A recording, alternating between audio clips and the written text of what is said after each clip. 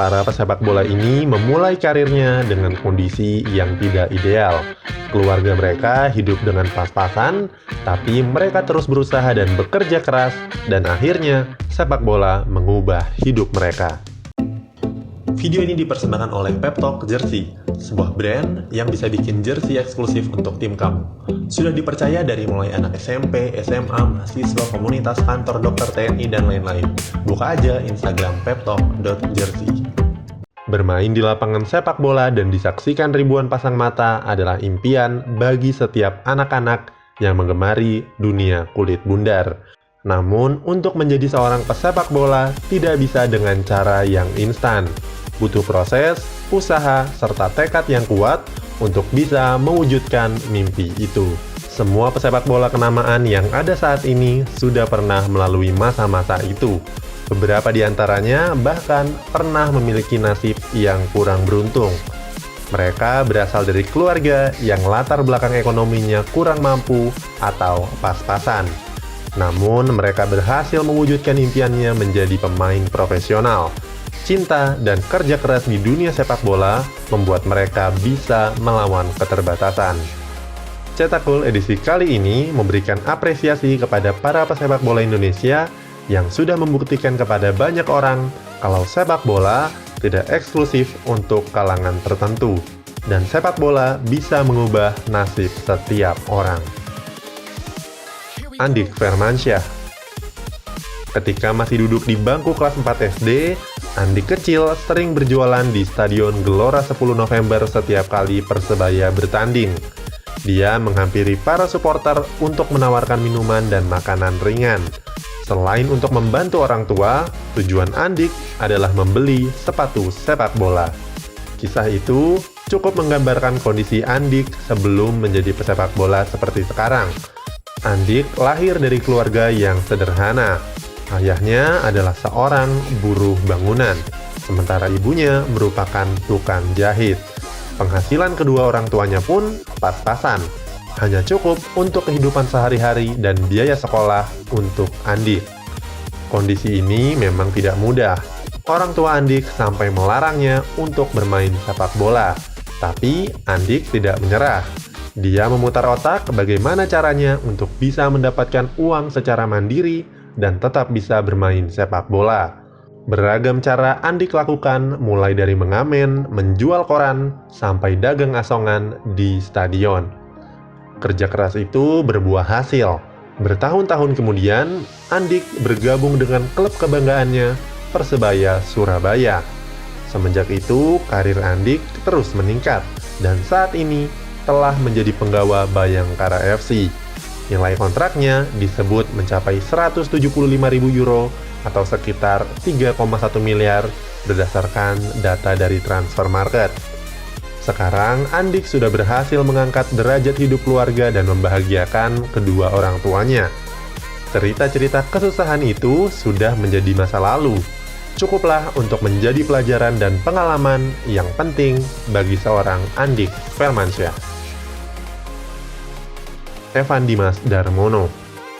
Evan Dimas berasal dari keluarga yang sederhana. Ayahnya bekerja sebagai petugas keamanan dan ibunya adalah sosok ibu rumah tangga. Saat masih kecil, pengembangan karir Evan Dimas di SSB lebih banyak diurus oleh sang ibu. Keluarga sebetulnya mendukung cita-cita Evan sebagai atlet sepak bola. Tapi keadaan finansial yang mereka miliki sedang terbatas. Ibunya suatu kali pergi ke pasar dan membelikan sepatu bola seharga 20.000 untuk dipakai oleh Evan. Sepatu itu adalah sepatu bola pertama milik Evan Dimas. Dengan ukuran yang kebesaran, perlu ada kain yang menyangga supaya pas di kaki. Sepatu itu hanya sanggup bertahan selama 3 minggu, tapi kesannya membekas sepanjang usia. Dibeli dari hasil jualan sayur keliling yang dilakukan oleh sang ayah. Evan kecil sadar dengan keterbatasan itu. Dia justru semakin terpacu untuk lebih baik dalam bermain sepak bola. Nama Evan Dimas akhirnya mulai dikenal saat bermain untuk timnas U19 pada Piala AFF 2013. Pada turnamen itu, Evan punya peran yang penting dalam membawa Indonesia keluar sebagai juara, memutus penantian Indonesia yang tanpa gelar selama 22 tahun lamanya. Sekarang, Evan Dimas sudah berhasil sebagai pemain sepak bola.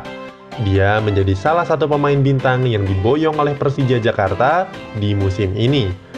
Nilai kontrak atau gaji yang diterima oleh Evan Dimas di Persija mencapai 350.000 euro atau setara 6,2 miliar rupiah dalam 1 tahun.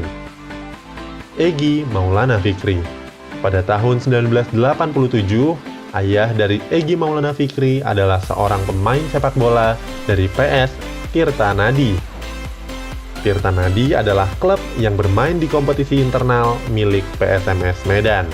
Tapi ayah Egy hanya sanggup bertahan selama 2 tahun. Dia memutuskan mundur sebagai pemain bola karena memiliki kesulitan secara finansial. Sampai Egy lahir dan mulai mengenal sepak bola, keluarganya masih terus hidup dengan kondisi yang pas-pasan. Sehari-hari mereka hidup dari kedai kelontong yang tergabung dengan rumah mereka. Pengalaman ayah Egy yang singkat di sepak bola digunakan untuk mendalami dunia kepelatihan. Dia pun ditunjuk sebagai pelatih SSB Tasdi, di mana Egy merupakan salah satu muridnya. Bakat Egy yang memukau sejak kecil membuat Egy cepat mendapatkan karir. Egy termasuk pemain yang dijemput oleh Indra Syafri saat berkeliling mencari bakat sepak bola terbaik di negeri ini.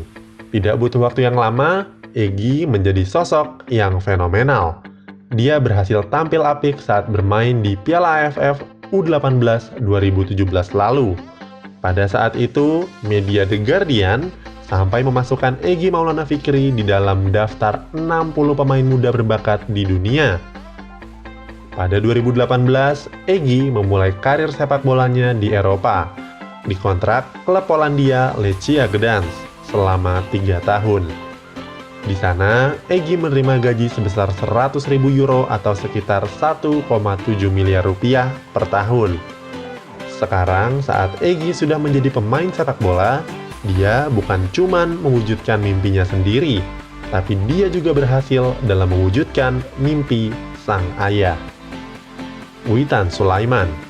Witan Sulaiman dibesarkan dari ayah yang berprofesi sebagai pedagang sayur. Sejak masih kecil, ayah Witan selalu mengupayakan yang terbaik untuk anaknya.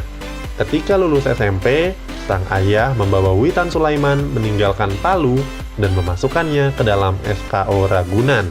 Saat itu, ayah Witan Sulaiman menganggap ajang untuk pesepak bola usia dini di Palu masih sangat minim. Kalaupun ada, sifatnya hanya pertandingan antar kampung. Untuk itu, kalau ingin yang terbaik, Witan harus berani merantau ke Jakarta. Disinilah dia ditemukan oleh Indra Syafri. Witan pun mulai dilirik untuk masuk ke timnas usia muda, sejajar dengan pemain muda lainnya seperti Egy Maulana Fikri.